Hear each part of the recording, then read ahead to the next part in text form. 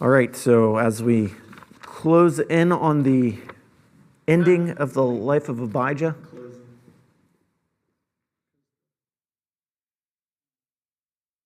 I'm missing the pun. No, it's not a pun. It's because they're closing it. The military. Oh, okay. Yeah, I mean, that's a pun. But okay.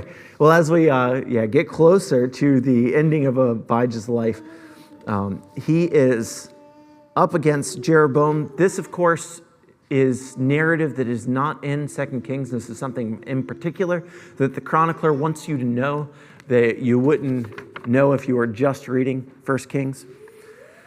So starting here in verse 13, but Jeroboam caused an ambushment to come about behind them. So they were before Judah, and the ambushment was behind them. So why does he send troops behind Judah? Well, obviously to surround Abijah. And where is Judah positioned when this happens? Does anybody remember? Yeah, on Mount Zemaraim. Mount Zemaraim. So they're up the other side of the mountain. So if you imagine being on top of a mountain, you're looking at people below, but then there's also people coming up from behind you. And maybe at this point, they're actually higher and behind. It's not really clear what the landscape would look like, but they are surrounded. So presumably they probably don't have the high ground on all sides. But this action is a rejection of Abijah's speech, right? What has Abijah been saying? We have true worship, you have false worship. Basically, return, repent, come back to the Lord, serve his king rather than your own king.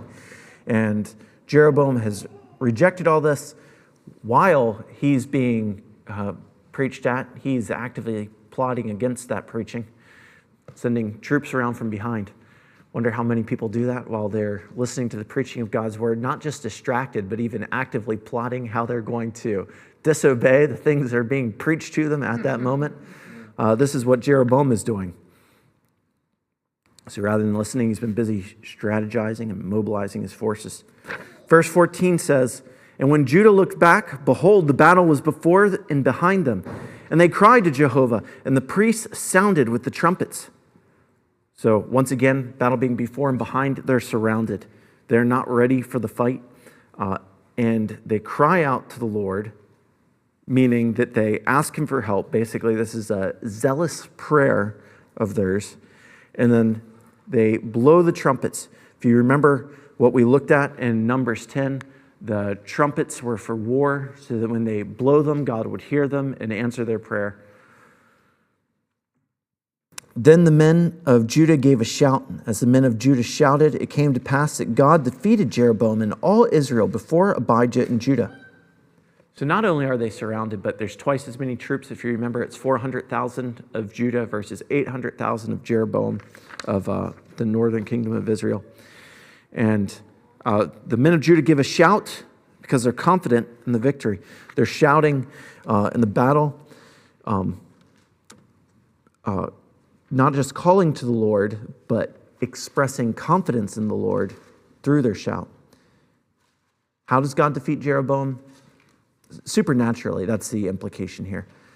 He's going out before them, and he is defeating Jeroboam. This being before Abijah and Judah. We will see this later in 2 Chronicles. There will be other scenes of exceptionally divine deliverance in war where the people are just watching on while God defeats the enemy. In later instances, they won't even have to lift a hand. Here there is some participation in the battle, but the Lord's actions are preceding theirs, right? He is going before them, and they are watching him and his actions. Judges 6. Let's read Judges 6.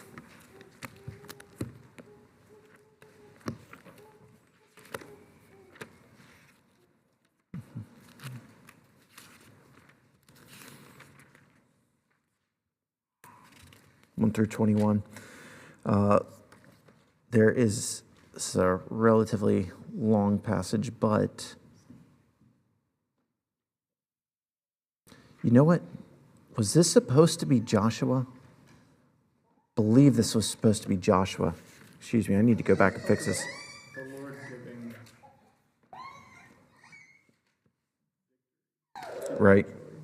Right. This was, okay, so this was supposed to be Joshua.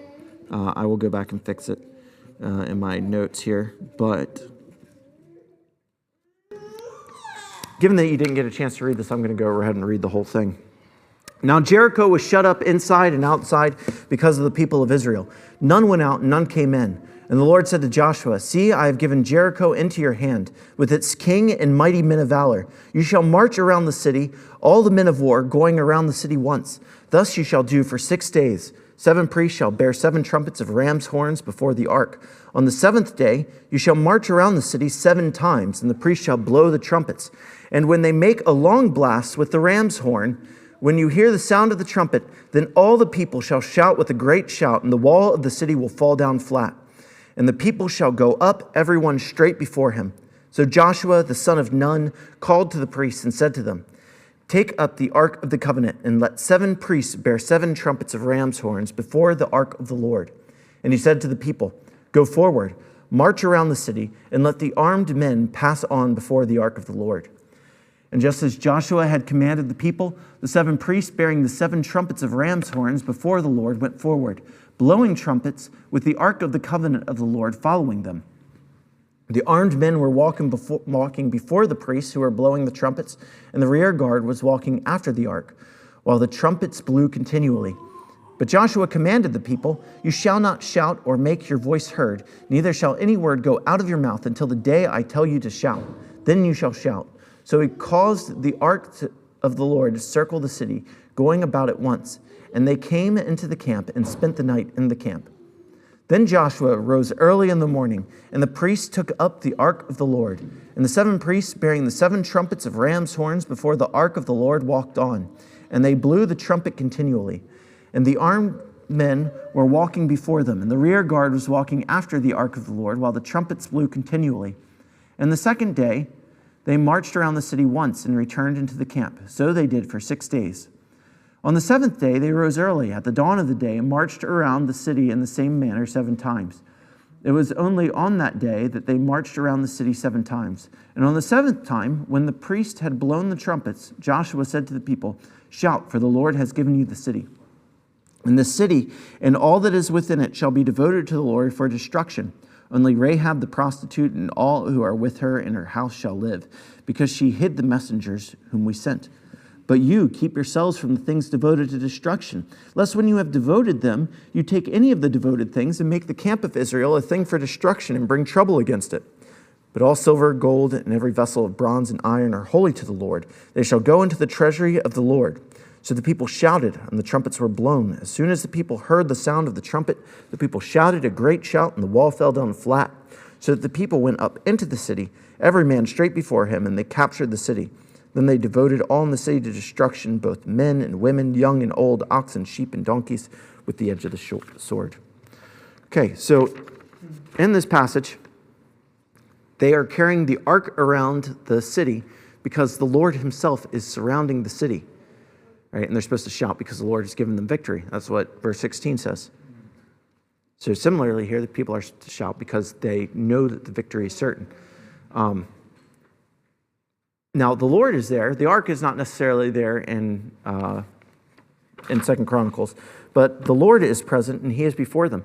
And what is the situation? What's going on as far as the arrangement of people? This is the opposite of what was happening in Joshua 6.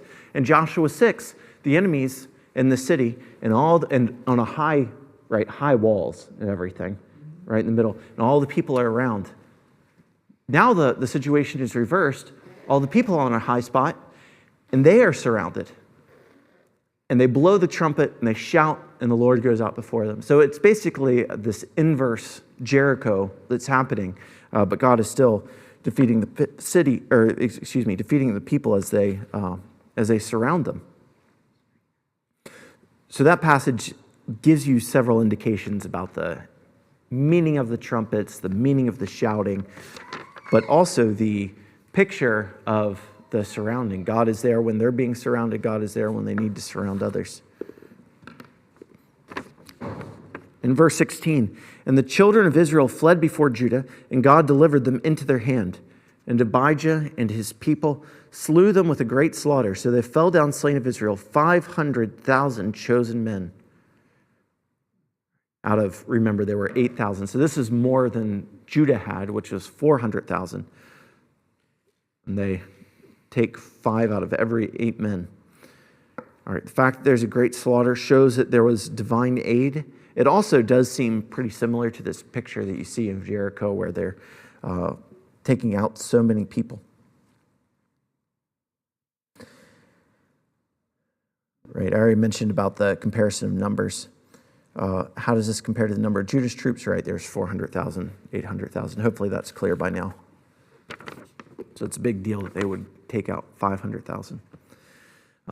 Verse 18, thus the children of Israel were brought under at that time, and the children of Judah prevailed. So they're brought under in that they are subdued, they are defeated.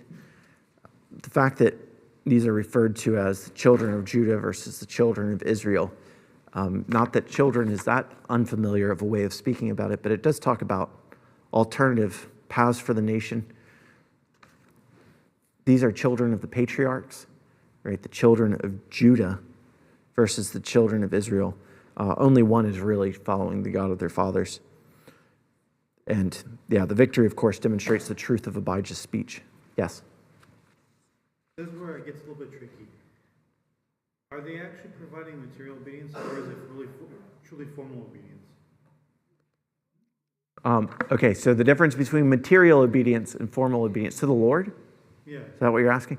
So material obedience is where you outwardly do what is right. For example,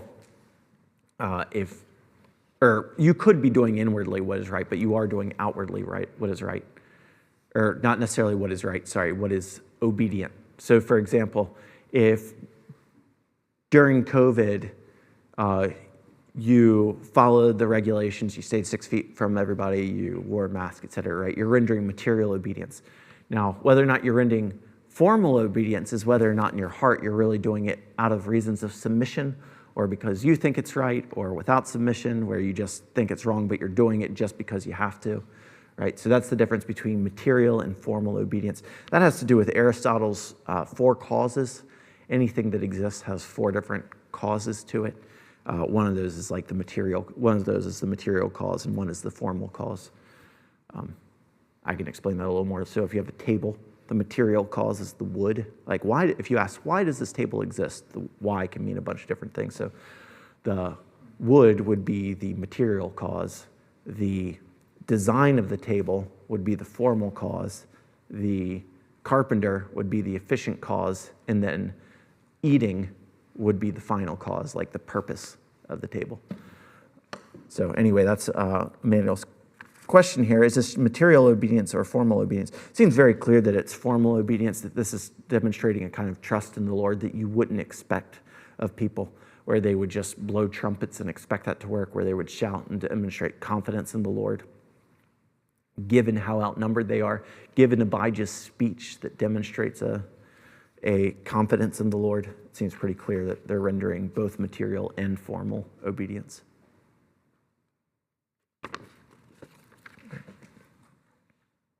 Okay.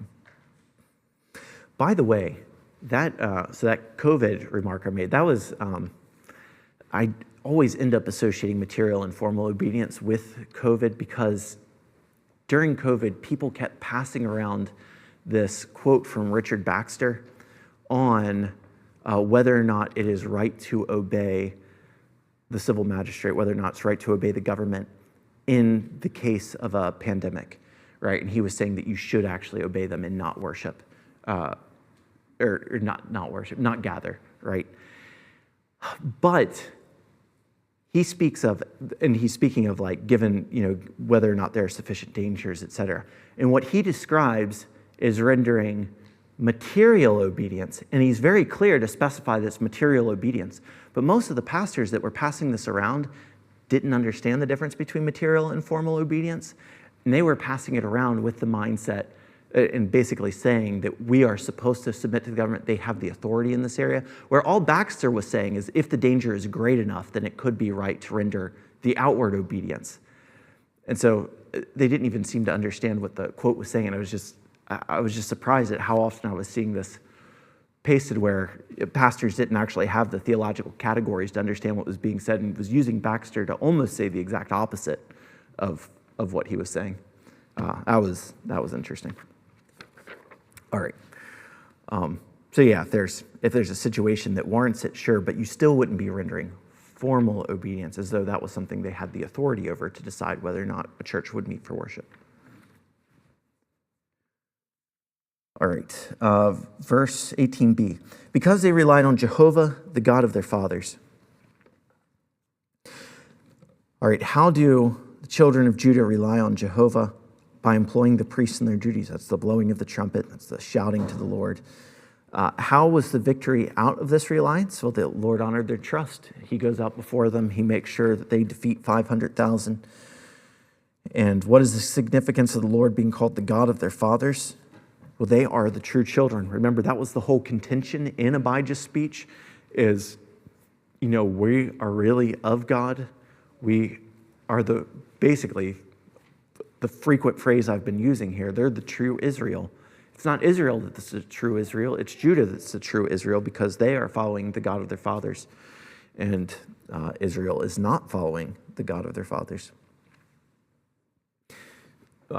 Once again, to reemphasize, Galatians 3:7 is the sons of faith, or it's the children of faith those of faith are the sons of Abraham. Those of faith are the sons of Abraham. So it's not based on physical descendants. Rather, it's based on actually honoring the Lord. The northern kingdom of Israel is basically making the same mistake that many of the Jews and Pharisees of Jesus' day were, where they thought that we'll be safe because we're sons of Abraham. Just being sons of Israel, just being sons of Abraham doesn't actually count for anything. All right. What situations tempt people to distrust the Lord? What are the typical results of distrust? How can you trust the Lord in difficult situations? So yeah, if something looks naturally impossible or difficult, people will tend to distrust. It's easy to trust the Lord when you think you could do it without the Lord too, right? It's hard to trust the Lord when it looks unnaturally difficult. But the whole reason he puts you in such situations is so that you would grow your trust in him. And if you're aware of that, if you're seeing this all with eyes of faith, then you wouldn't be so turned off by physical circumstances. And it really ends up being a self-fulfilling prophecy where if you distrust the Lord, you're ending up making your problem worse. A frequent illustration that comes to my mind is whenever I think about this dynamic. So if you ever saw the cartoon Bambi, when they're not pigeons, but quail, when all the quail are hiding in the bushes, right, and the hunter's coming, and they want to fly away, but they know they have to stay safe, and they're just freaking out too much, and then finally they fly, and they all fly at once, and then they get shot by the hunter because they weren't willing to continue trusting the plan that they had to just stay still. And if they had just stayed still, they would have been fine. They didn't need to worry about anything if they had just stayed still. It's pretty similar for us, where if you trust the Lord, if you understand what's happening and you don't trust your own means, it'll work out fine. But the second you start trusting yourself, you're basically handing yourself over. All right, how can you trust the Lord in difficult situations? Well, reminding yourself of these truths. We are created as beings who do not hang on to the truth as well as we could. God has made us in a way where we have these weaknesses, in part because of the fall, but in part just because we aren't omniscient, and we're not beings like the angels that are seeing things spiritually. We're not seeing the spiritual battle that's going on. So we are inclined to look at things very naturally. The more even if you can answer on a multiple choice question the right answers about what God requires of people, what his will for man is, etc., that doesn't change the fact that if you don't spend time really dwelling on that truth and all the illustrations that he's given us in his word, that when push comes to shove and you're facing one of those situations, you're going to be tempted to look at it naturally rather than supernaturally, rather than spiritually. You have to really dwell on Scripture. You have to abide in the vine, experiencing the means of grace that God has given so that we would have that truth. Don't think that you understand God well enough that you don't need to be reminded constantly of even basic things. It's just important to spend a lot of time in the Word, in prayer, reciting these truths to each other so that you don't just know it in a way where you could write it down in a multiple choice test, but that you would, in the heat of battle, feel that it's real, right? It's important that the people of Judah knew spiritually what was going on. These trumpets are going to do something. We do have real worship. The people of Israel do not. And remember, there are people who are attuned to think of things spiritually, but their thing isn't necessarily spiritual versus natural. Theirs is false spiritual assessment versus true one. They could be tempted to think, oh no, they have 2 golden calves. They have 2 places of worship to God. They have twice the number of priests. They have, etc. But really, God was not pleased with any of that. All right. Any other thoughts on this passage?